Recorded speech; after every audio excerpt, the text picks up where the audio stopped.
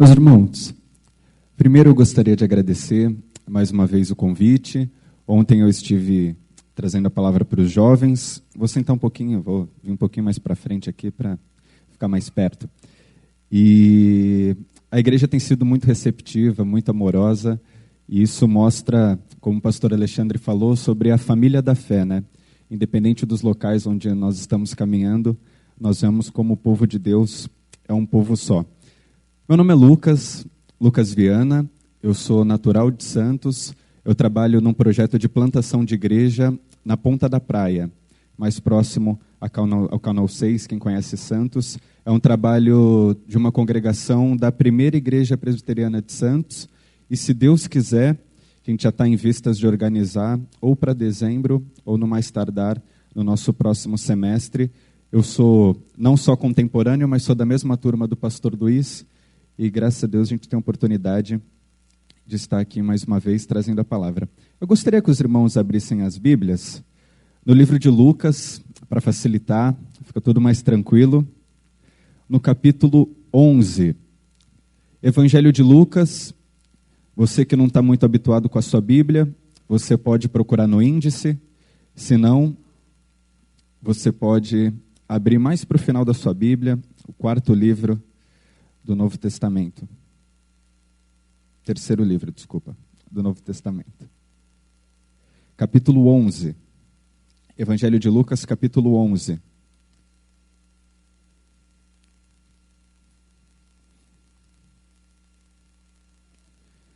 Um dos desafios que todos os pastores, de certa forma, passam, quando a gente pega um público que é muito diferente em idade, em gerações, é tentar trazer um conteúdo que seja relevante para a vida de todo mundo. Eu estava conversando com o pastor Alexandre antes de chegar, que quando eu era jovem, adolescente, falava, vai ter escola dominical em conjunto. Eu já pensava, esse é o dia que eu não vou, porque provavelmente a pessoa vai trazer um conteúdo que não tem nada a ver com a minha vida. Então eu procurei trazer um conteúdo que, assim, ele é, de certa forma, essencial para todo cristão, independente da idade, independente da geração, independente da maturidade, porque principalmente no Evangelho de Lucas e depois no livro de Atos, esse elemento é essencial para a vida da igreja, que é uma vida de oração. E o nosso texto do capítulo 11 começa assim. Certo dia, estava Jesus orando em um determinado lugar. Tendo terminado, um dos seus discípulos lhe disse, Senhor, ensina-nos a orar, como João ensinou os discípulos dele. E ele lhes disse, quando vocês orarem, diga, Pai, santificado seja o teu nome, venha o teu reino, dá-nos cada dia o pão cotidiano, perdoa-nos os nossos pecados, pois também perdoamos a todos que nos devem, e não nos deixe cair em tentação. E aí Jesus segue com uma parábola. É interessante, meus irmãos, que durante todo o Evangelho de Lucas, se nós abrirmos lá no começo do Evangelho de Lucas, Lucas mostra que não só Jesus era um homem de oração, mas também todos os homens que estavam atentos, que estavam próximos do que estava acontecendo com relação à chegada do Messias, são homens de oração. Por exemplo, o sacerdote Zacarias, quando ele entra no templo e ele está oferecendo incenso, o próprio incenso já significava todas as súplicas, todas as orações do povo sendo colocadas diante de Deus. Enquanto ele orava, ele tem uma visão e ele recebe a bênção de que ele teria um filho, e esse filho era João Batista, que abriria o caminho do Senhor. Não só o sacerdote Zacarias, mas também Simeão e a profetisa Ana. Lucas é enfático, ele fala, eles aguardavam em oração o Redentor de Israel. Então eles oravam, Senhor, olha, nós como povo de Deus aguardamos o teu Messias. Então em vários momentos importantes da vida de Jesus, o evangelista Lucas faz questão de retratar. Então olha, Jesus se retirava para orar e ali as coisas aconteciam. Então, é interessante, tem um autor, o Howard Hendrickson, que ele fala assim, numa conferência para pastores, ele fala, olha, nós podemos pegar de Mateus até o final de João. Nós nunca veremos nenhum dos discípulos falando assim, olha, Jesus, nos ensina a fazer milagre. Jesus, nos ensina a ensinar. Jesus, nos ensina a testemunhar. Nenhum dos discípulos pergunta isso, mas eles fazem uma pergunta crucial. Jesus, nos ensina a orar. Então isso levanta algumas perguntas. Por quê? Os discípulos começam a caminhar com Jesus e eles começam a ver que Jesus é um mestre da lei, ele é um homem totalmente diferente de todos os homens que já se propuseram ou que já caminharam com a palavra. Ele é um homem de autoridade, ele é um homem que realiza obras incríveis. A Bíblia retrata várias vezes que a autoridade dele era tão grande que as pessoas se perguntavam, quem que é esse homem? Alguns falavam, esse é mesmo o filho de José? Esse é o filho do carpinteiro? Então isso começa a gerar uma curiosidade. E eles começam a tentar entender como que aquele homem realiza aquelas coisas. E eles falam, olha, uma coisa que ele tem, sem dúvida, é esse hábito de oração, essa vida de oração. E a gente vê que os discípulos várias vezes tentam imitá-lo, várias vezes tentam acompanhá-lo, e normalmente eles falham em todas elas. Eles não conseguem acompanhar Jesus. Eles não conseguem ter uma vida constante de oração. No momento mais difícil de Jesus, ele escolhe 3, né? Os 3 que ele tinha mais proximidade. Eles falam, esses daqui vão me auxiliar em oração. E eles não conseguem. Isso já traz um ensinamento básico para todos nós. Ter uma vida de oração não é fácil. Nós estávamos num congresso agora, né, no CTPI, e um pastor trouxe um exemplo fantástico. Ele falou assim, a gente tem um grupo de mentoria de pastores, e a gente fez um combinado. Durante um mês, ninguém vai pedir nada para Deus. Durante um mês, nós não vamos pedir nada para Deus. Aí um dos pastores levantou e falou assim, então a gente não vai orar? A nossa associação com oração diretamente está assim, preciso orar para pedir alguma coisa. Sempre assim. Eu achei fantástica essa introdução do pastor, porque ele falou assim, olha, a gente terminou o momento da oferta e agora é o momento do quê? Do louvor, da gratidão. Olha, mais uma vez eu acordei. E Jesus, ele tinha uma relação íntima com o Pai. Então não eram só os problemas, não eram só os pedidos. Eles começam a entender que a forma que Jesus orava, ou pelo que Jesus orava, transformava Jesus no homem que ele era. E conosco não é diferente. Pelo que a gente ora, e a forma com que a gente ora, demonstra muito de quem nós somos. A gente ora normalmente pelas coisas que nós nos preocupamos. Se a gente está com um problema normalmente na área financeira, a gente ora, olha Senhor, que o Senhor me ajude a levantar recursos, ou trabalhar mais, abre portas de repente de um novo emprego. Então, isso demonstra muito de quem nós somos. Tem um programa que sempre que eu tenho oportunidade de assistir, eu assisto, que eu acho fantástico, que ele chama Super-Humanos, passa no History Channel. Então ele pega vários homens e mulheres que fazem coisas fantásticas, coisas fora do comum, e eles tentam analisar de maneira científica como que eles fazem aquilo. Se eles têm alguma alteração no corpo, se eles têm alguma alteração genética, homens que são super fortes, homens que conseguem falar várias palavras ao contrário, várias habilidades que eu nem sabia que tinha gente que tinha, mas eles apresentam lá, homens que têm uma mira assim diferenciada. Então eles tentam analisar, levam em várias universidades, tentam analisar esses homens, e os discípulos começam a observar Jesus de certa forma, e eles olham e falam assim, a oração é um elemento fundamental para a vida desse homem. Tudo que ele fazia envolvia oração. E aí eles pedem, Senhor, por favor, você pode nos ensinar a orar como realmente agrada ao Pai? E aí ele ensina uma oração que eu já preciso deixar 2 coisas bem claras. Primeiro, quando Jesus ensinou a oração que nós chamamos de Pai Nosso, e alguns chamam de oração dominical, ele nunca teve o objetivo de ensinar uma oração litúrgica.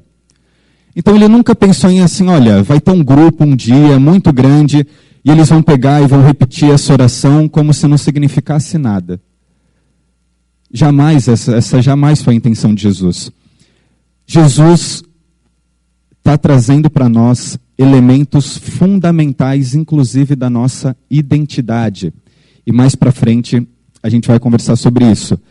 E outra coisa, além de não ser uma oração litúrgica fria, que não tem quase uma reza, uma prece, ele também não ensinou para nós um amuleto ou um talismã. Tem muita gente que quando a coisa aperta, a gente vê muito em filme, né? A pessoa é super errada, está numa situação super complicada, precisa orar um Pai Nosso, para ver se de repente sai a ziquezira, sai a urucubaca. É engraçado que se alguns fazem aquelas tatuagens, né? Livra-nos do mal. Não que tenha algum problema em si, fazer uma tatuagem mas não é isso que vai proteger seu corpo, né? Aquela coisa do corpo fechado, aquelas coisas, vou colocar aqui no braço e tal. Você pode tatuar coisas muito melhores do que essa frase. Mas, livra-nos do mal e tantas outras coisas não são não é um amuleto, não é uma forma que Jesus nos deu de nos livrarmos dos nossos problemas. Esses dois pontos são fundamentais para a gente continuar na nossa caminhada. O primeiro ponto que vale um destaque, e a gente podia ficar aqui a manhã inteira e a noite inteira falando só sobre esse ponto.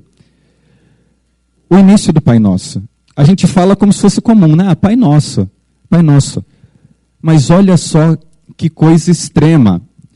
Discípulos, pessoas simples, perguntam para o próprio Filho de Deus: olha, Jesus, ensina-nos a orar. E a primeira coisa que ele fala, que ele dá a mesma autoridade para mim e para você, Pai Nosso. Jesus não fala assim, olha, vocês vão orar para o meu Pai. Não. Jesus, ele nos coloca em pé de igualdade. Ele abre um antecedente que não existia. Agora nós podemos lidar com Deus como filho.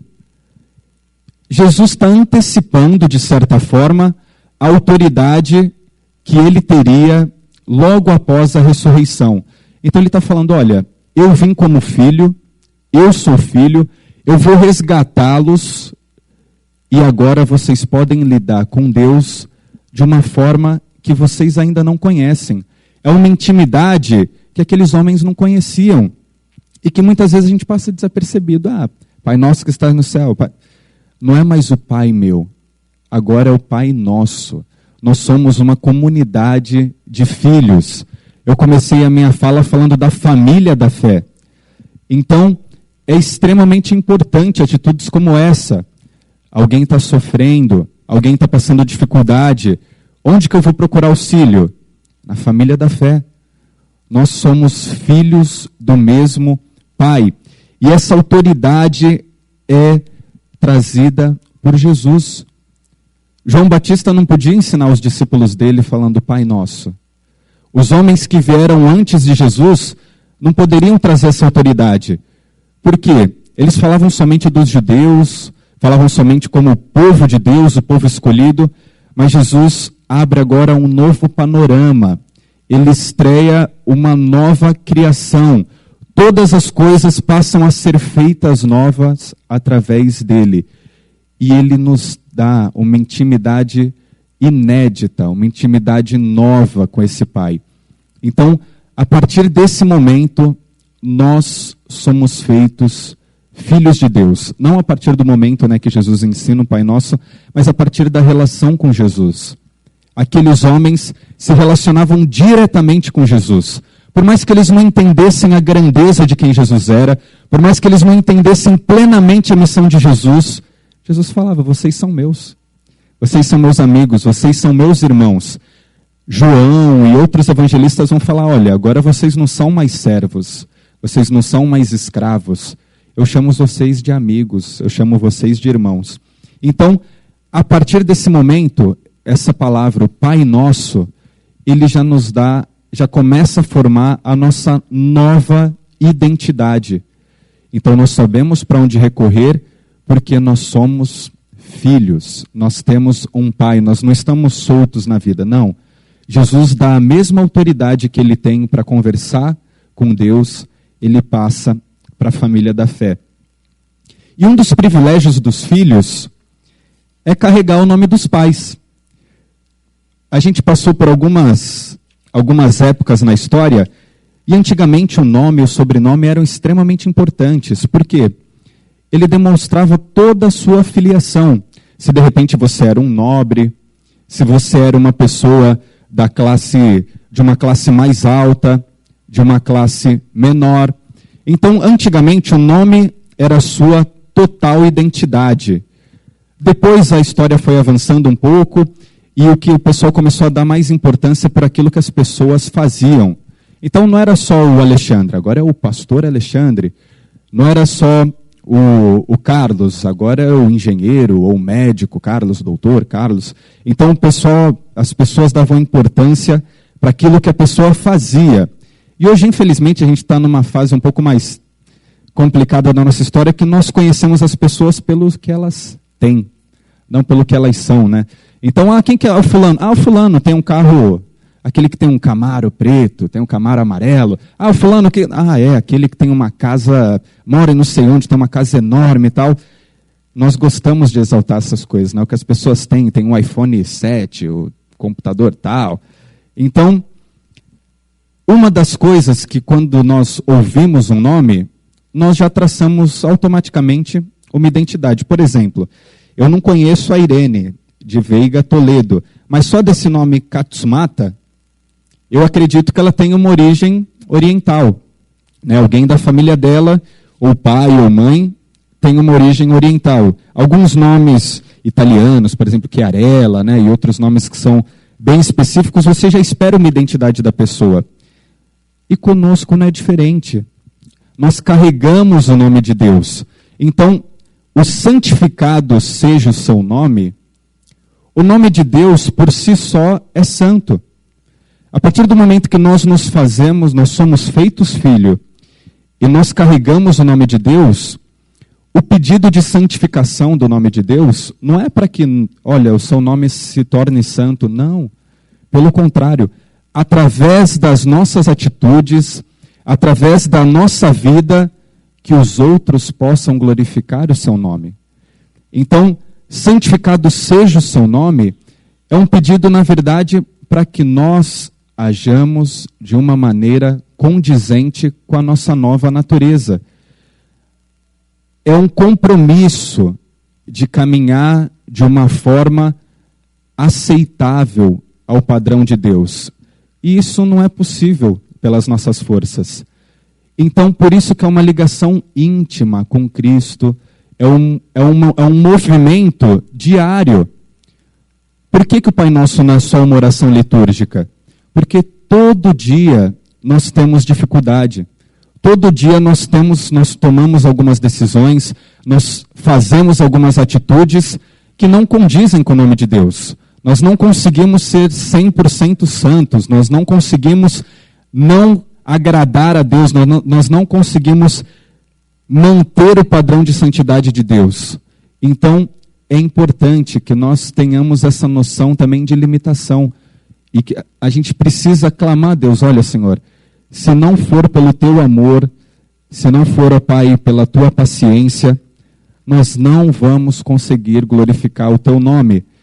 Mas atitudes, como a que eu ouvi agora do pastor Alexandre, e tantas coisas que nós temos feito para tentar, de alguma forma, estabelecer uma sociedade mais justa, trabalhar de uma forma que a igreja seja realmente uma agência do reino nessa cidade.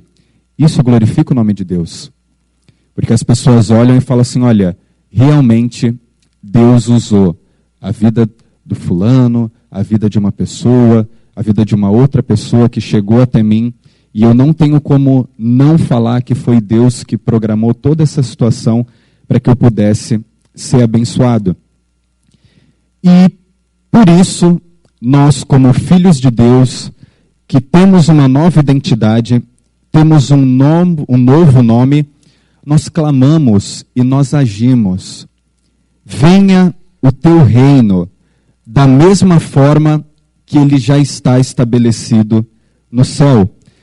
Aqui Jesus não está predizendo a segunda vinda dele. Olha, vamos orar para que eu vou morrer e eu vou vir novamente, e aí o reino de Deus está estabelecido. Não.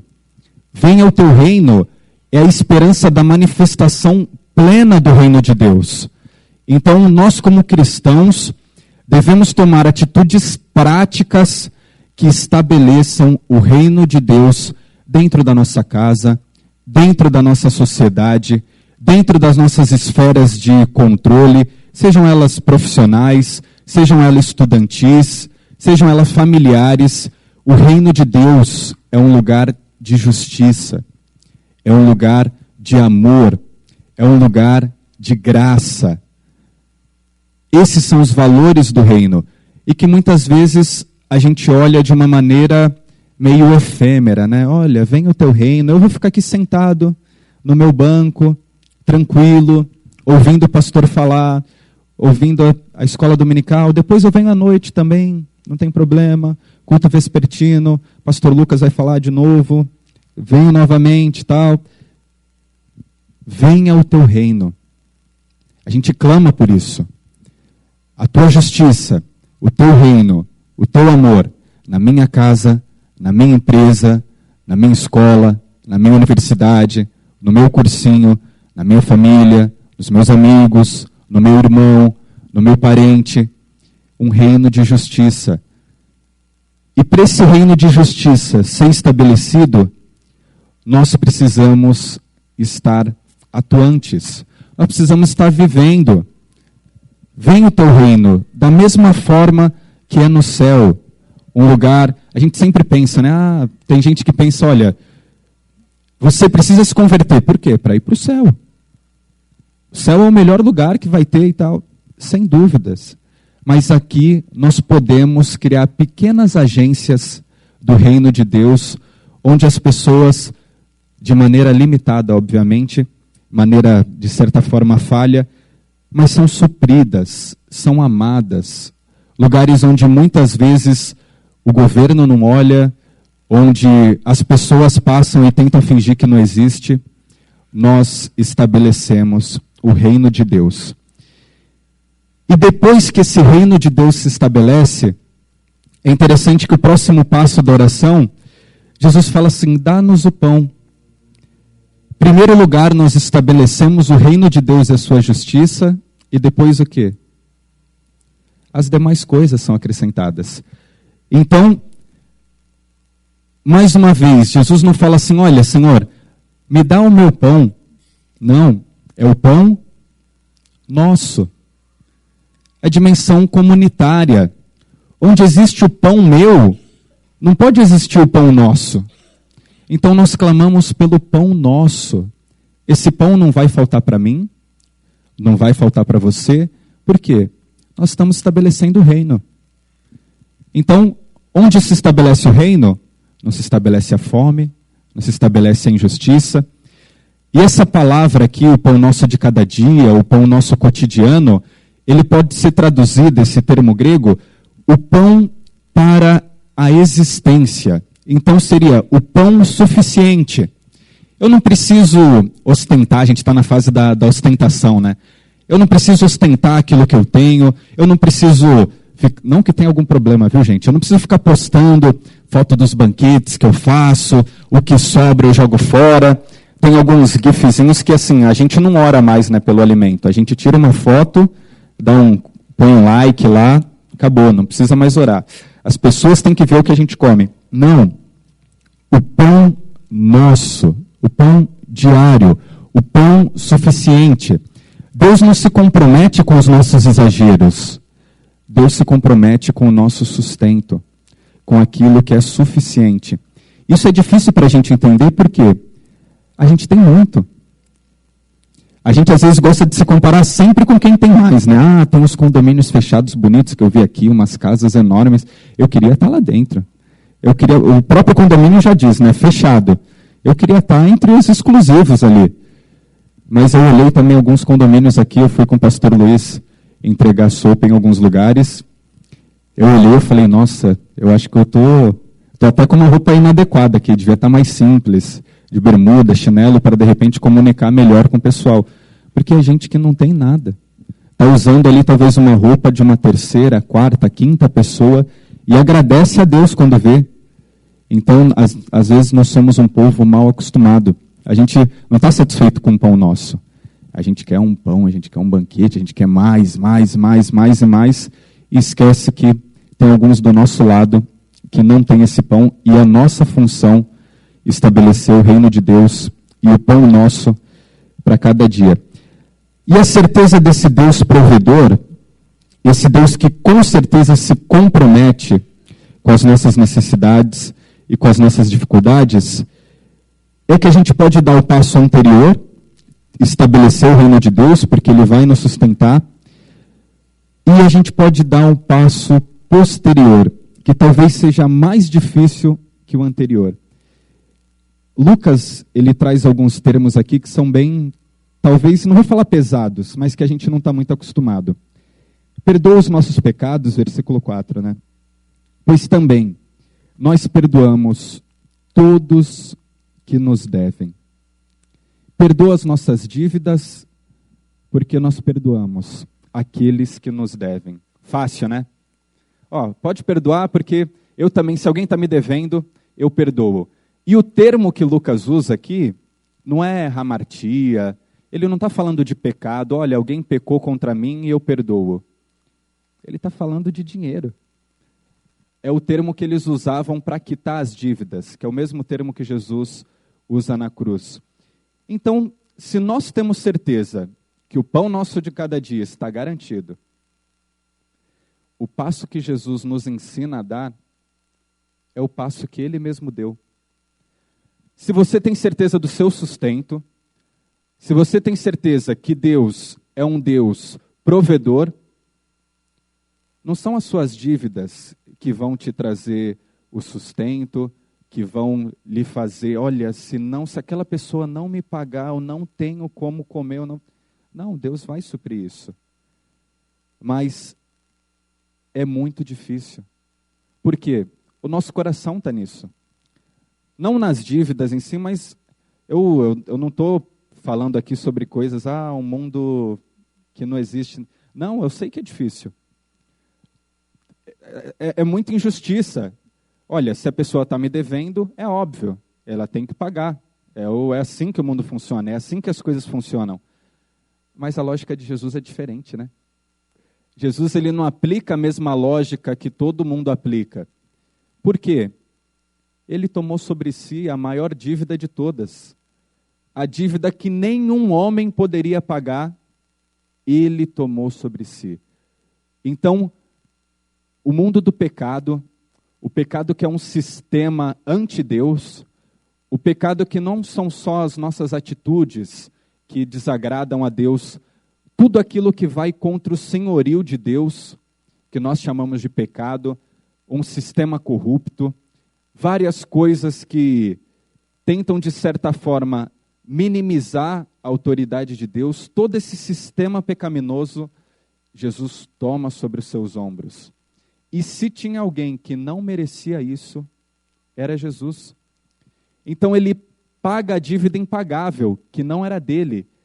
Ele cumpre a outra parte da aliança para que eu e você, através do exemplo dele, possamos tomar atitudes parecidas, atitudes próximas ao que ele fez. Então, perdoa as nossas dívidas da mesma forma que nós perdoamos. E isso para o mundo, isso é absurdo. Isso é loucura. E como que Paulo define o evangelho? É uma loucura. Imagina, alguém está te devendo alguma coisa, você fala assim, olha, você não vai precisar pagar. Eu sei que você me deve, é justo que você pague, mas por graça, eu não vou querer, eu não vou aceitar. Então, quem entende isso, está se comportando realmente como um pequeno cristão, como um pequeno Cristo. Entendeu de uma forma plena que o nosso coração não está aqui. Eu estava ouvindo ontem uma conversa, uma brincadeira, e tem um clube, né, disposto a pagar 1 bilhão e mais alguns vinténs por um jogador de futebol, né? No caso, ao Neymar. A pessoa falando, gente, R$ 1 bilhão. 1 bilhão. 1 bilhão. A primeira pergunta, vocês sabem quanto é 1 bilhão? Eu falei, 1 bilhão. É dinheiro, 999 milhões, que já é muito dinheiro, mas é dinheiro que a gente não conhece, não sabe mensurar direito. E aí, segunda pergunta, né? O que você faria com 1 bilhão? Aí eu mataria a fome do mundo, outro, investiria em outras coisas e tal.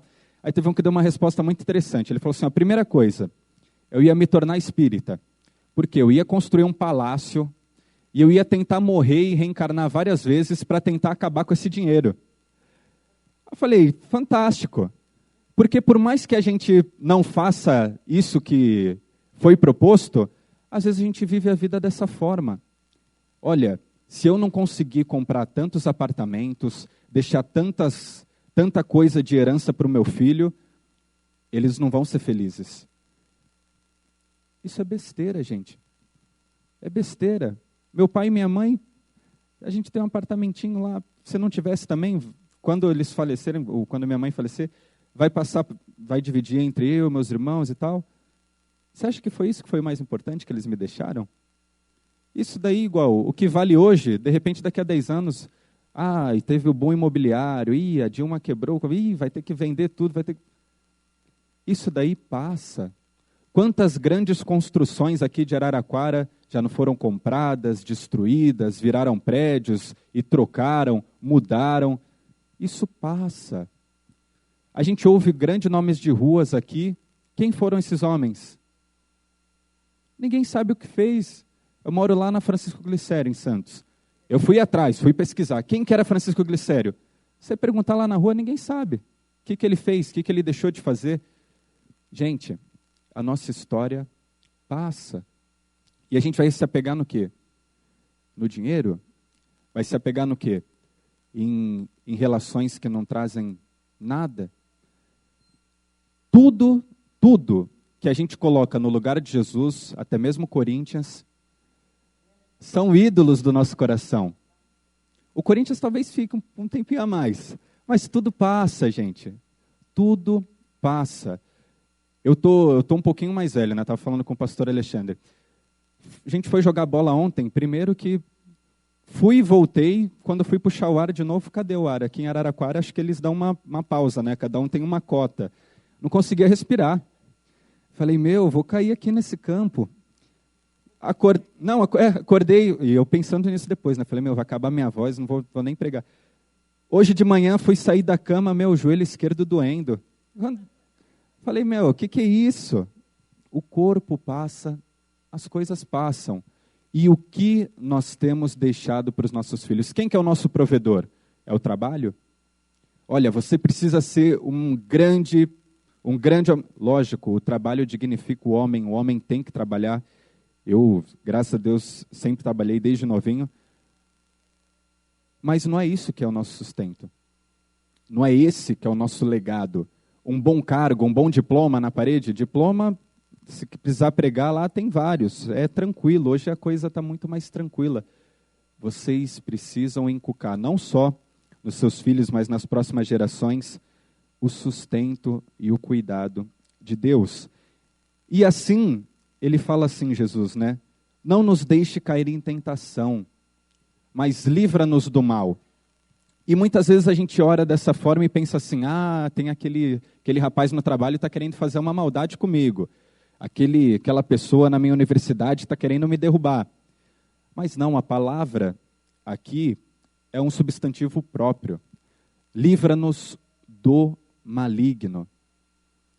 Então nós estamos numa briga direta entre as ações de Deus, ou o senhorio de Deus, o domínio de Deus, e nós deixarmos nos levar pelas tentações do maligno. E quais foram as tentações do maligno? A gente pode falar de um monte de coisa, mas na Bíblia, o único momento que nós vemos realmente o maligno tentando alguém, quando que é? Jesus é tentado pelo maligno. E quais são as tentações de Jesus? Primeiro, transforma a pedra em pão. Então você não é Deus? Você é responsável pelo seu sustento aí, ó. Transforma a pedra em pão. Você pode fazer isso. Qual que é a outra tentação de Jesus? Todos os reinos da terra estão aí diante de você. Você vai ser o rei de tudo. Você vai ostentar todo mundo. Vai andar aí de camaro amarelo. Tudo vai estar debaixo do teu domínio. Se prostrado, me adorares. E Jesus fala, não. E qual que é a terceira tentação de Jesus? Leva lá no pináculo do templo, aqui a gente pode tentar fazer uma coisa parecida. Vou levar um de cada vez ali. Pula dali, Templo de Salomão. O pastor leu Crônicas. Se a gente ler os versículos anteriores, toneladas de ouro, toneladas de prata, as pedras preciosas mais bonitas do mundo, tudo para a construção do templo. Devia ser um lugar fantástico para a casa do Senhor. O povo inteiro olhando, imagina, desce um homem segurado pelos anjos. O nome desse homem seria notório. Acima do nome de Deus, talvez. Olha, esse homem controla os anjos. Esse homem, infelizmente, é o que alguns pastores tentam fazer hoje, né? Ser mais importante do que o nome de Deus. Então, Jesus passou por cada uma das tentações que ele trabalha dentro do Pai Nosso. Nós não precisamos fazer notório o nosso nome, por quê? Nós temos outra identidade. Nós somos filhos de Deus. Então eu não preciso, olha o pastor Lucas Viana, nossa, Lucas Viana, esse cara vai... Não. Eu tenho que ser o que menos aparece. Por quê? Nós temos que fazer notório o nosso nome. Seja o Lucas, seja o Gustavo, seja a Aline, seja quem for. Se nós estamos tendo um lugar de destaque maior do que o lugar de Deus nas nossas vidas, tomemos cuidado. Nós não precisamos lutar e brigar e se esmurrar no mercado de trabalho e passar por cima dos outros e não ter atitudes éticas dentro do nosso lugar. Por quê? Eu não preciso, não vai ser 1.000, 2.000, 3.000 reais a mais que vai ser a fonte do meu sustento. A fonte do meu sustento é o Senhor. A minha satisfação está nele. Então, eu tenho certeza, eu não tenho dúvida. O pão necessário, o pão diário, aquilo que realmente eu preciso, Deus vai me dispor. Então, eu não preciso me desgastar, chegar, ai meu Deus, quando que eu aposento? Ai, preciso fazer conta, tal, eu não aguento mais. Saio chorando para trabalhar todo dia, porque isso é um fardo. Não. Deus lhe deu isso, de alguma forma, no local que você está, para você transformar aquele lugar. E as suas atitudes refletem o cuidado de Deus, e não só o cuidado, mas o amor e a justiça de Deus naquele local. E o último ponto, a gente não precisa se matar e nem nada parecido para estabelecer o nosso reino de riquezas ou o nosso nome sobre a terra. A gente precisa assumir alguns prejuízos em nome de Deus. Porque foi isso que ele fez pela gente. E muitas vezes a gente não consegue entender ou caminhar através desse exemplo. É contra a nossa natureza. Às vezes você olha e fala assim, o Lucas, é tranquilo para ele sempre vai querer sair no prejuízo e tal. Não, é muito difícil. Por quê? A gente também quer justiça, né? A gente olha na nossa sociedade, o que a sociedade clama? Nós clamamos por justiça. E nós devemos estabelecer a justiça de Deus. Mas muitas vezes, se você tiver entre, olha, eu posso destruir essa pessoa, ou eu posso tomar o prejuízo para mim, de alguma forma, esse é o caminho que Jesus aponta, para que a gente possa ser mais parecido com Ele. Eu não estou falando, como eu disse, viver uma vida doida, vou sair também emprestando dinheiro para todo mundo e ninguém precisa me devolver, olha, vou dar uma de Robin Hood. Não. Mas a gente precisa de ações pontuais e claras que mostrem que nós somos o povo de Deus. Que nós temos realmente um pão nosso, não um pão meu. para que a gente possa dividir, compartilhar e assim estabelecer um reino de justiça onde nós estivermos. Amém, meus irmãos? Vamos orar depois, se a gente tiver algum tempo para perguntas, alguma coisa. Vocês fiquem à vontade. Vamos orar? Senhor Deus e Pai, muito obrigado porque o Senhor é Deus, porque o Senhor é o nosso Pai. E muitas vezes nós não entendemos em plenitude o que significa isso, ó Deus.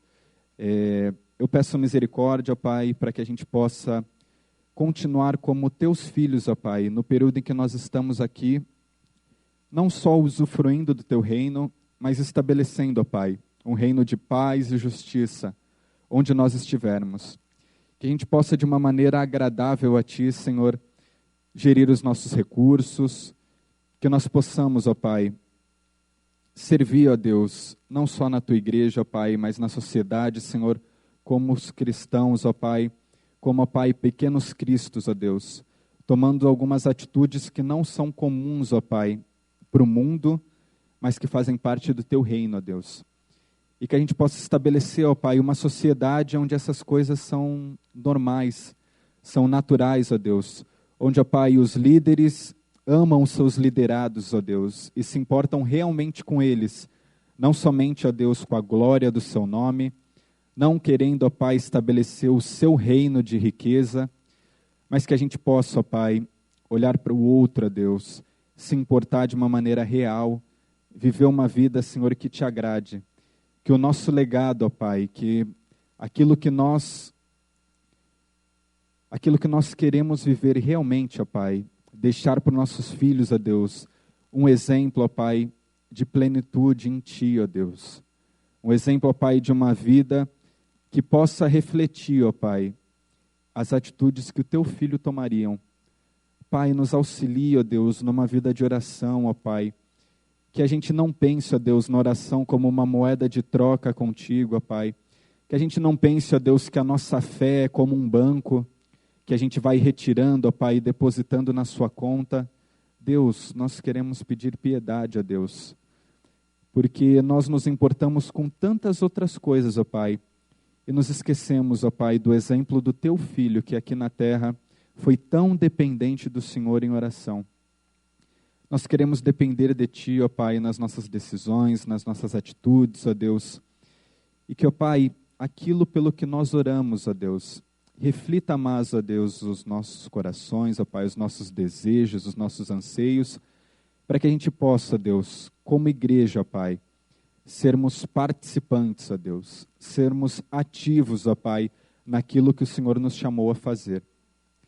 Que, ó Pai, a nossa igreja, Deus, seja, Deus, uma agência do reino nessa cidade, ó Pai. Que aqui, Senhor, nós nos fortaleçamos para que a gente possa servir aos outros, ó Deus, com aquilo que o Senhor nos deu, ó Pai, não só físico, ó Pai, materialmente, mas também intelectualmente, ó Pai, com o nosso tempo, ó Deus, amando essas pessoas, ó Pai, que necessitam tanto, ó Deus, não só, ó Pai, do carinho, do amor, mas da Tua palavra, ó Pai, de um evangelho que transforma vidas, ó Pai, como transformou a nossa, Deus. Então, Pai, primeiro nos transforma, ó Deus, para que nós possamos transformar os outros, ó Pai, e que a gente possa, Deus, realmente viver uma vida que Te agrada, assim como o Seu Filho Te agradou, e que nós possamos ouvir, ó Pai, quando estivermos diante de Ti, Filho amado, ó Deus, em quem o Senhor teve prazer. Que o Senhor nos ajude, nos auxilie, ó Pai, a seguir o Teu exemplo através da palavra, através, ó Deus, de bons homens, ó Pai, boas mulheres, Senhor, que caminhem ao nosso lado, Senhor, num discipulado, com paciência, com amor, para que a gente possa, Deus, sermos melhores cristãos amanhã do que o que nós fomos hoje. É que eu Te peço, Senhor, rogando, ó Pai, primeiramente pela minha vida, ó Pai, e depois pela vida da nossa igreja, Deus, da nossa família, da comunidade da fé, em nome do Teu Santo Filho Jesus. Amém. Alguém tem alguma pergunta, alguma colocação? Alguma coisa assim?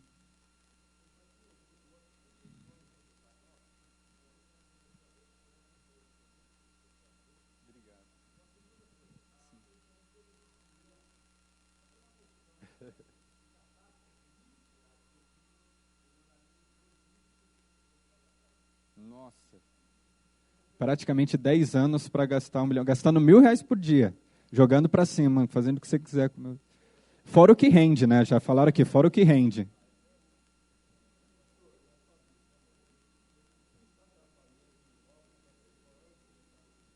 Ó, a pergunta do Pedro na minha visão hoje, o que atrapalha o jovem a ter maior intimidade com Deus? Eu vou tratar só 2 coisas de mais coisas que eu acho. Primeira, falta de bons referenciais. Falta de bons referenciais.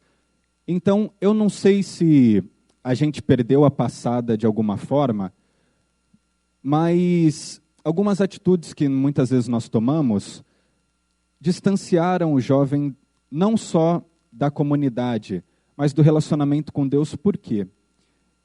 Porque muitas vezes a gente tenta tratar de maneira autoritária uma coisa que deveria ser graciosa. Então Jesus chega diante de várias autoridades, mas ele chega diante também de certas pessoas, como a viúva de Naim, em Lucas 7, uma viúva, uma mulher que a sociedade não estava nem aí, e a palavra que Lucas usa é fantástica, ele se compadeceu dela. Então, muitas vezes a gente quer o quê? Quer endireitar o jovem, fala assim, esse jovem está todo errado, eu preciso de uma régua, né? Preciso andar com tal roupa, de tal forma, andar assim, fazer assado. Mas e qual o exemplo que você dá? E não um exemplo assim, eu faço isso. Não. Olha, se você ainda não sabe fazer isso, você vai me ter do seu lado. Independente se você está fora da curva, eu trabalho com pessoal de situação de rua, já trabalhei com pessoal, na maioria, né, tem dificuldade com drogas e tal. Às vezes o pessoal fala, trabalhar com esse pessoal é um trabalho ingrato. Por quê? Você faz, às vezes a gente consegue internação gratuita, e a pessoa vai, tal, primeiro dia que ela sai da internação, se não tentou fugir no meio do caminho, já vai para o mesmo lugar, para a mesma bocada e tal. Aí você fala, vamos lá tirar esse cara de novo disso e tal. Deus faz a mesma coisa com você todo dia. Às vezes eu olho assim, Lucas, né, pastor Lucas, tá naquela caminhada, tal. Aí eu faço umas coisas, eu falo, Senhor, eu não acredito que eu fiz isso de novo. Que eu respondi àquela pessoa como se eu não me importasse com ela. E a gente faz isso todo dia. Às vezes a gente fala assim, por que o jovem não está na igreja? Desculpa, pastor Alexandre, mas eu vou usar uma palavra que não é muito natural. Porque às vezes é chato. É chato. Às vezes a gente quer que o jovem chegue aqui pronto. A gente quer que a pessoa chegue aqui, olha, limpinha, cheirosinha, perfumada. Olha, sente aqui, quietinha, não fale nada. Não. Às vezes a coisa é meio radical. Jesus chegava nos lugares, Jesus estava pregando na sinagoga, levantava um endemoniado lá berrando. E a coisa era assim, Jesus não chegava e falou assim, olha, eu só quero andar com os bonitinhos. Qual foi a acusação que levou Jesus para a cruz? Ele come e bebe com os pecadores. Isso gera uma inveja no coração dos fariseus, dos mestres da lei, que ele fala assim, a gente tem que acabar com esse Jesus, porque senão ele vai acabar com o nosso sistema. Esse é o primeiro ponto, falta de bons referenciais, de pessoas que realmente amem os jovens, não pelo que eles podem ser ou pelo retorno que eles podem trazer, mas pelo que eles são. E se eles continuarem fazendo coisas que muitas vezes nos desagradam, a gente vai continuar do lado deles, porque foi assim conosco. Alguém caminhou com o senhor Pedro, alguém caminhou comigo, mesmo nas minhas falhas, nas minhas limitações, eu continuo falhando, continuo limitado, continuo procurando pessoas para andar do meu lado, para que possam me auxiliar de alguma forma. Então essa coisa meio soberba que a gente faz às vezes, de você não tem nada para me oferecer, mas eu tenho tudo para você, isso afasta. Não só o jovem, mas qualquer um. Além dos bons referenciais, outra coisa que eu creio que afasta hoje o jovem, não só de uma vida de comunhão, de intimidade, mas de uma vida cristã mais relevante. Nós colocamos nos nossos jovens muita expectativa social. Então, nós não criamos os nossos filhos para sermos bons cristãos. Eu conversei uma vez com um rapaz islâmico, e ele falou assim, o brasileiro, o ocidental, perde muito tempo para trabalhar as crianças. Ele falou assim, ó, a primeira coisa quando um islâmico nasce, o pai pega o filho e fala no ouvido dele, Alá é o seu Senhor. E aí ele faz uma oração. E desde 1, 2, 3 anos, eles sentam e eles discipulam, de certa forma. Eles, né, praticamente fazem um soldadinho ali, né?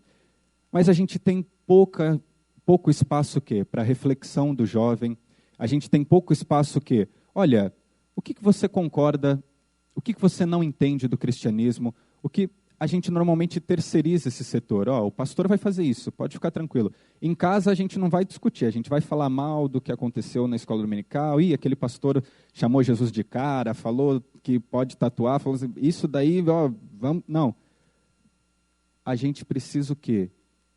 Ensinar. A gente precisa o quê? Realmente estabelecer bases cristãs, não bases sociais. O que nós queremos o que nós queremos do nosso filho? Que a sociedade o veja como um grande homem. E olha, Jesus não foi visto como um grande homem pela sociedade. Ele foi visto por um grande homem pelos pecadores. A sociedade massacrou Jesus, moeu Jesus, pegou Jesus e botou no madeiro. Ele foi a morte mais vergonhosa que ele podia sofrer. Ele foi literalmente ali, né, humilhado, envergonhado, cuspido, batido. Mas a gente não quer isso para os nossos filhos. Eu já tive experiência, a gente traz o filho para a igreja sempre e tal. Quando um filho fala que vai ser missionário, pastor, tem um problema. O que foi? Pior problema do mundo. Meu filho falou que quer ser missionário. Meu filho falou que quer abandonar a universidade. Meu filho não vai ser ninguém. Meu filho vai cuidar de Ribeirão. Meu filho vai fazer não sei o quê. Gente, eu estava no 2º ano de engenharia, quando eu falei que queria ir para o seminário. Minha mãe, meu pai foi buscar a bênção dos dois e tal. Eu sei que não é fácil, gente. A minha mãe, primeira coisa que ela falou, pega o teu diploma. É a única coisa que eu vou deixar para você. Eu falei, mãe, vocês já deixaram muito mais para mim. Não, mas a vida, o mundo dá voltas, tal. É difícil, eu respeitei a autoridade dos meus pais. E eu falei, olha, realmente, hoje eu vejo que isso foi muito importante para mim, para minha caminhada. Mas, gente, tomem cuidado para não sufocar a raiz do evangelho. A gente vê na parábola do semeador, olha, às vezes a gente está trabalhando com solo fértil. Uma criança, um jovem, um adolescente, é uma tela em branco. Você pode, se você tiver bons exemplos, estabelecer bons movimentos, olhar, amar aquela pessoa, você pode pintar ali um belo quadro. Mas às vezes, igual na parábola do semeador, a gente põe o esporte é mais importante, as línguas estrangeiras são mais importantes, o cursinho, o curso de alemão, o curso de francês, o cricket, a natação, tudo é mais importante, mas domingo tem que estar na igreja. Não tem como. A gente rega todas as outras sementes. No domingo o pastor rega o evangelho também, pode deixar. Não tem como. Então, se a gente continuar nessa expectativa de, olha, os nossos jovens vão ser a nata da sociedade e tal, eu creio nisso. Por quê? Porque Deus nos chamou para isso, para nós tomarmos os nossos lugares na sociedade e sermos atuantes. Mas, meus irmãos, a gente só vai ser atuante quando a gente estiver num lugar desse, se a gente for atuante sempre, dentro de casa, dentro do nosso convívio. Então, Pedro, essas duas coisas eu acho que atrapalham muito a nossa igreja, principalmente a igreja presbiteriana, né, que tem uma ênfase, às vezes, mais em outros segmentos da sociedade. Então, essa questão de falta de boas referências e um peso da expectativa social muito grande. Se a gente olhar com muita sinceridade em termos, se a gente botar numa planilha, né, como engenheiro, assim, botar numa planilha o tempo de investimento que a gente dá para os nossos filhos em outras áreas e o que a gente investe nele no evangelho, aí você fala assim, não, mas eu quero que a gente tenha mudança no evangelho. Então vamos começar a investir um pouco mais, tentar trabalhar um pouco mais o tempo, discipulado, trabalhar as raízes, trabalhar coisa boa, para que aí eles vão frutificar. E, gente, eu conheço, hein? A molecada, quando começa a frutificar, não para. Aí é o que eu falei, aí começa a chegar aquele que é um pouquinho mais torto na igreja, aquele que tem um pouquinho mais de dificuldade. E a igreja tem que amar, a igreja tem que estar preparada para abraçar, em vez de podar. A poda não é nossa. Se a gente ler aqui a parábola do... Parábola não, né? O exemplo que Jesus dá da figueira, quem faz a poda é o Pai. Eu não estou aqui para ficar falando, você pode entrar na igreja, você não pode. Gente, vem todo mundo, vem torto, vem reto, vem aquele que acha que é reto, mas na verdade é torto, porque eu sei o que vocês fazem ali. O coração a gente não engana. E na parábola fala assim, que quem corta o que dá fruto, ou quem tira os frutos, muitas vezes a gente pensa que é fruto, mas não é fruto. É o Pai que conhece o coração de cada um. Mais alguma pergunta, gente? Fiquem à vontade. Pode perguntar ao pessoal lá, os jovens, pode falar também. Fiquem tranquilos. Uma mão levantou ali, abaixou. Foi você mesmo ali, mexeu a cabeça para o lado. Isso, eu vi. Estava só espreguiçando, tranquilo. Faz parte também. É jovem, isso aí é torto, já tem que cortar. Já. Estou brincando. Alguma pergunta, alguma colocação? Tranquilo, pastor? Qualquer coisa, quem me chamou, na verdade, foi o pastor Luiz. Então, vocês deem uma bronca nele, o Alexandre está tranquilo. Queridos, eu fui 2 anos pastor de jovens lá na igreja de Ponta Grossa. E a maior dificuldade que eu tinha para trabalhar com jovens era a família deles. Eu ia começar a discipulado ao longo da semana, e um dia por semana, 1 hora. O que eu mais ouvia dos pais é, pastor, o momento dele é outro. Ele tem que passar no vestibular, ele tem que entrar na empresa, ele tem que tá ruim no inglês dele. E aí passa-se um tempo, o comentário sempre assim, pastor, o que está acontecendo? Meu filho não está querendo vir na igreja. O senhor precisa fazer alguma coisa, o senhor precisa ir atrás. Aí essa dificuldade mesmo, assim, né? Porque a gente temos a nossa mente formada, estabilizada. Eu lembro que quando eu fui evangelizado, eu não fui evangelizado. Quem foi evangelizado foi o amigo do meu lado na sala, porque ele não fumava, não bebia e não saía de casa. A vida dele era sair da escola e trabalhar com o pai até 10 horas da noite. Então ele era fácil de ser alcançado pelo evangelho. Hoje ele fuma, bebe, tem 3 filhos, não é casado, e não foi para o evangelho. E eu do lado ali, aquelas migalhas que caíam da mesa, foi o que Deus usou para transformar a minha vida. Então a gente começa, essa resposta acho que foi fundamental para a gente avaliar um pouco os nossos conceitos e como nós criamos os nossos filhos. Infelizmente nós criamos os filhos para esse mundo, não para a eternidade. E aí quando eles começam a ficar maduros, nós temos medo do que eles vão fazer, eles vão ter que ir embora. E aí por quê? Porque nós não demos a ele uma base segura, como por exemplo a gente conta em Daniel. Daniel, por ter uma base segura desde a sua infância, ele foi colocado num lugar onde o rei obrigava ele a comer das suas iguarias, ele não aceitou. E ali ele foi referencial a todos os outros e destacou entre aqueles jovens. Então a gente tem esse desafio mesmo. E essa razão é a preocupação do conselho da igreja em ter um pastor junto dos jovens adolescentes para dar a eles esse referencial e trazer a eles a realidade do evangelho.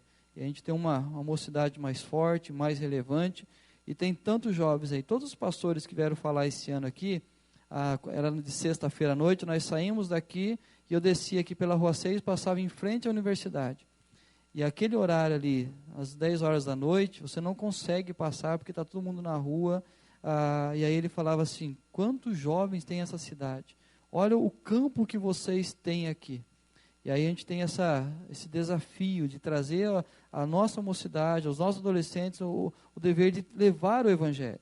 Porque nós não estamos aqui, nós ouvimos essa semana numa conferência lá em Campinas, todos os pastores, era sobre crescimento de igreja e a visão da igreja. A gente tem uma visão assim como Israel tinha. Nós somos o povo de Deus e as outras nações devem nos servir. Nós somos igreja, vamos para o céu, os demais são pecadores, estão perdidos. Mas o chamado de Deus para Israel nós somos povo de Deus e precisamos ser luz no mundo para que eles possam ver que há um Deus que reina aqui. E aí, através da nossa vida, eles poderem ter esse desejo, como foi dito aqui, santificado. Nós santificamos o nome de Deus. Deus é santo, mas nós santificamos o nome dele em meio àqueles que não conhecem a santidade desse Deus. E aí nós temos esse desafio de os nossos jovens ter cada vez mais essa visão. E vamos pensar um pouco mais seriamente sobre essa educação dos nossos filhos. Então a gente se alegra quando os nossos filhos sabem orar o Pai Nosso, mas em nenhum momento nós passamos a visão para eles o que é o Pai Nosso. Então o que é? A semana nós fizemos a ultrassom do Davi, e foi o morfológico, e o médico conseguia enxergar uns negócios impressionantes, enxergar meu filho lá. Mas o médico enxergava, falou aqui, ó, aqui os 2 rins, aqui o pâncreas, aqui já está a veia do coração, já saiu, está aqui, coraçãozinho, está aqui o estômago, aqui a bexiguinha, não sei o quê. Aí eu fiquei pensando assim, como Deus é maravilhoso, assim, a Bíblia diz que como nós não sabemos como a criança se cria no ventre da mãe, como a gente vai entender as coisas grandiosas? Eu comecei a olhar assim, como que de uma célula começa a surgir, onde que ela se identifica para transformar o tipo de pele. Por exemplo, a pele do meu rim é diferente da minha pele, aquela camada ali. E como que ela sabe a hora de virar osso? Aí eu comecei a pensar naquele que Deus, a forma que Deus vai fazendo as coisas. Aí, pensando nessa questão do Pai Nosso, como nós olhamos ali toda a gestação, falamos, olha, a dependência de Deus para que tudo dê certo. Mas quando nós saímos, passamos pela experiência do nascimento, começamos a sentir como gente, a gente fala assim, agora como sentindo, está se achando como gente agora, e naquele momento parece que Deus já não faz mais nada, agora sou eu que faço tudo aqui para frente. Então a formação, o salmista quando diz que Deus nos fez de forma maravilhosa demais, ali parece que nós entendemos a dependência total de Deus para que tudo possa acontecer. Mas quando nós nascemos, parece que quanto mais crescemos, menos dependente de Deus e menos eu preciso de referencial. Mas nós somos eternos aprendizes e todo dia Deus está construindo uma nova realidade. Que possamos buscar essa nova realidade em Cristo Jesus e que os nossos filhos sejam ótimos advogados cristãos, ótimos médicos cristãos, ótimos administradores cristãos e ótimos pastores cristãos. Parece que é redundância, mas hoje precisa ser pastores cristãos. Então que possamos orar pelos nossos jovens, adolescentes, orar pelo pastor Lucas, orar pelo conselho da igreja, para que a decisão que venha a ser tomada seja realmente nessa visão de que Deus está fazendo algo e nós temos que apenas nos engajar naquilo que Deus está fazendo. Vou chamar a Cris aqui que tem uma palavra.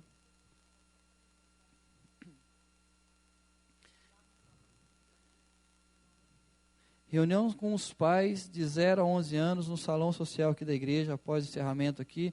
Pais de crianças de 0 a 11 anos, por favor, estejam aqui. E aí, eu já falei isso há algum tempo atrás, a reunião é para falar com vocês sobre o que está sendo dito aos filhos, a vinda deles. Normalmente o pai, ele chega em casa, ele já quer saber se o filho fez a matéria, se ele estudou, se ele fez certinho, se ele está tirando boas notas. Mas comece a olhar o material da escola dominical dos seus filhos.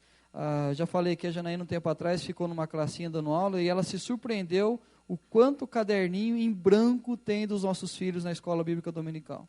O quanto que nós não acompanhamos com ele aquilo que eles estão aprendendo. Pegamos o caderninho deles, não tem uma lição feita. E assim, lição que vai levar horas para fazer.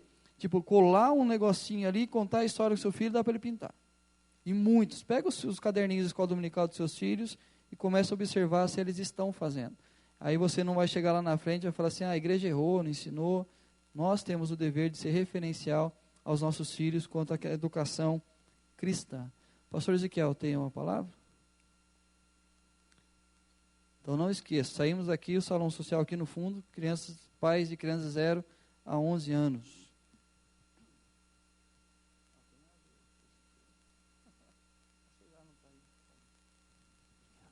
Bom dia, irmãos. Muito bom. Boa palavra. E, de fato, a gente precisa pensar nisso. Mas eu quero dar um terceiro ponto. O compromisso do jovem com aquilo que ele aprende. Eu acho que tanto você quanto qualquer um de nós que estamos, nós vimos o quanto foi importante aquilo que nos foi ensinado. O quanto que nós assumimos diante de Deus esse aprendizado que as pessoas passaram para a gente.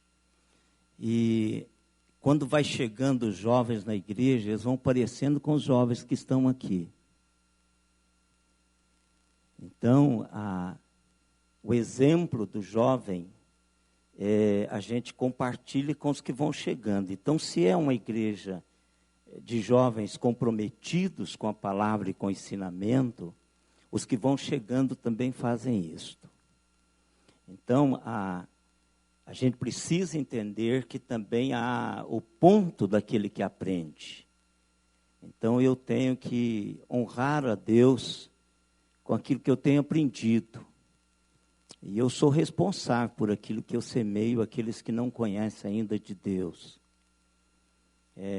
A gente precisa, de fato, de referenciais, a gente precisa de abraçar, mas a gente precisa também de um compromisso daqueles que ouvem. Então, se eu estou sendo ensinado na medicina, na engenharia, no direito, eu preciso responder a esse ensinamento, até porque esse é um fruto. Eu sou do Senhor e eu preciso viver como tal, né? Então, a cada momento da minha vida, no meu namoro, nos meus relacionamentos, eu preciso de transmitir essa realidade. E vão chegando pessoas, e aquela velha história assim, a igreja é o que o pastor é. Pode ser em parte, mas a igreja é o que ela é. Por exemplo, se eu vou no seu aniversário, como recém-convertido, eu vou entender que eu fui a um aniversário de crente. Tem uma pessoa aqui, só dar um exemplo para o irmão, ele me deu esse exemplo. Ele está aqui. Se você duvidou do exemplo, pode me procurar que eu chamo ele e ele vai te contar a história.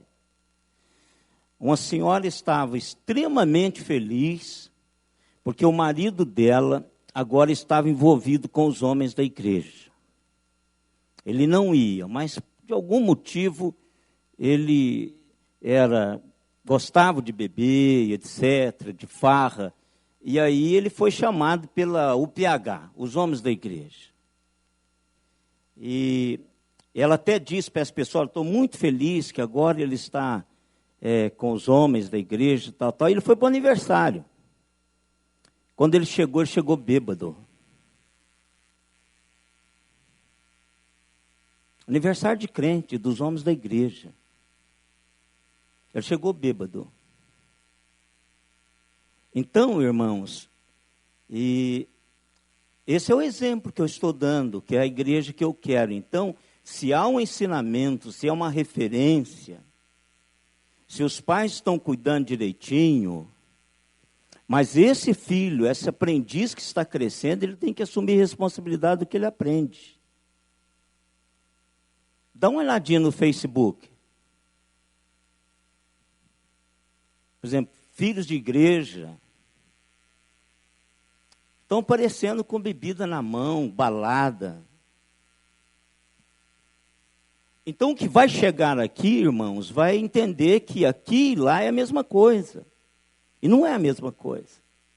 Acabamos de ouvir que não é a mesma coisa. Eu tenho uma identidade diferente. Não é só que eu tenho um pai rico que paga a minha conta. Eu tenho um pai rico que mudou a minha identidade.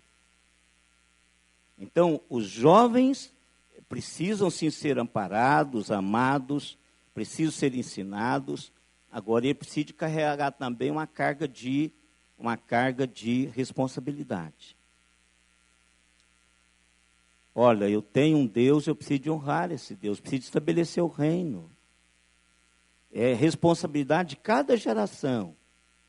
Foi citado Daniel serviu a sua própria geração. Davi serviu a sua própria geração. Então, Então, cada um vai responder diante das pessoas. É o terceiro ponto que eu acho que é muito necessário. Por outro lado, em contraposição aos caderninhos em branco, tem aqui também um irmão que ficou muito feliz de um menino entrar no carro e contar a história que ele aprendeu.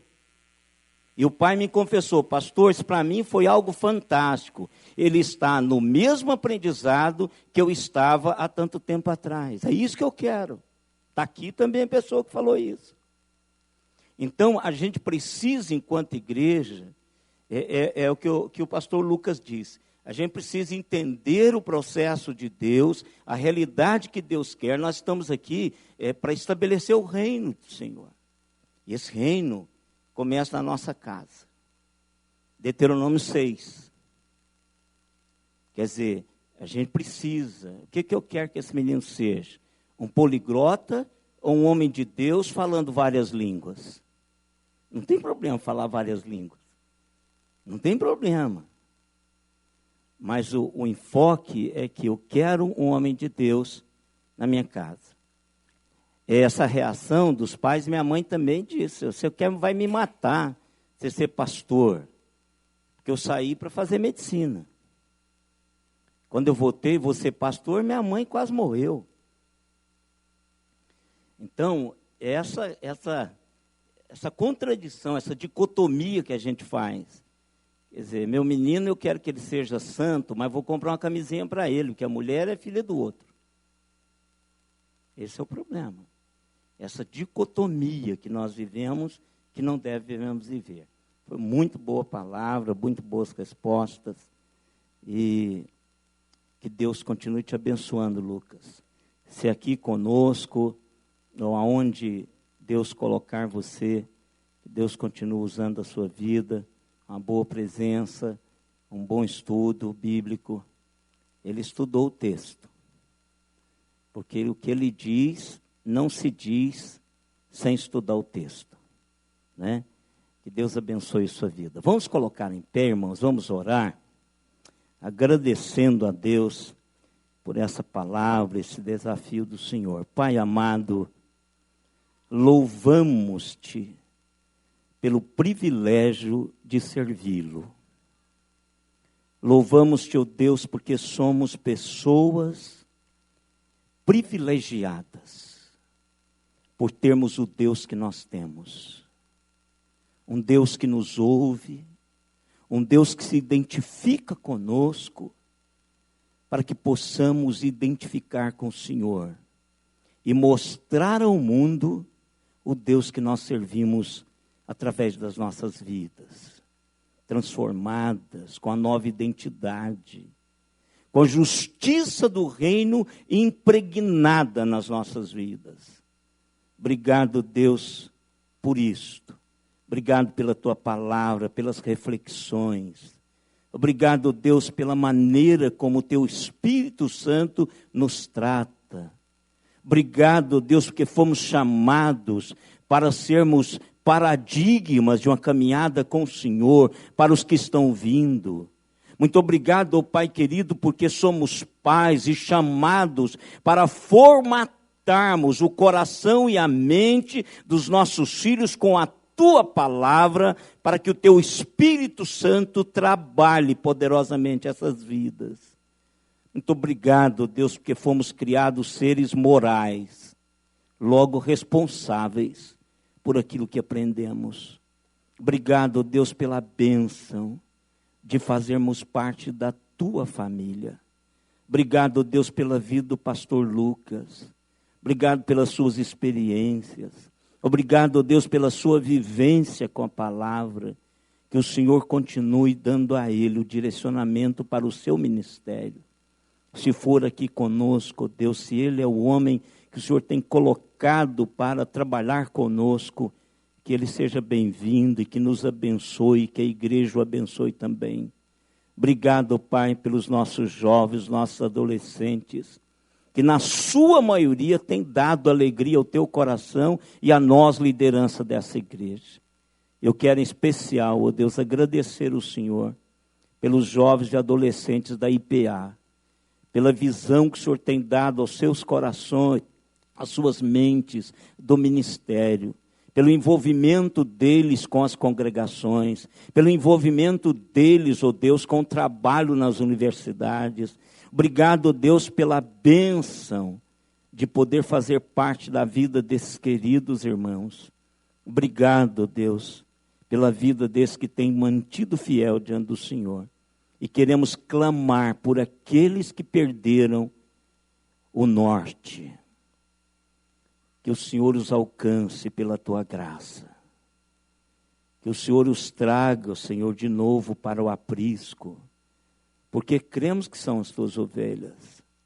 Mas perderam, ó Deus, por um instante o privilégio de o ser ovelha do teu pastoreio. Obrigado, Deus, pela vida do pastor Alexandre, de todos os pastores que conosco trabalham. Obrigado, Deus, pela generosidade da igreja, que sempre teve em estar no projeto que o Senhor está. Muito obrigado, Deus, pela bênção de podermos dar a Fernanda um pouquinho daquele muito que o Senhor tem nos dado. E agora, irmãos, que a graça do Senhor Jesus Cristo, o amor de Deus, o nosso eterno Pai, a comunhão, as consolações e o poder do Espírito Santo estejam em nós e sobre nós até aquele dia, quando com Ele nós nos encontraremos.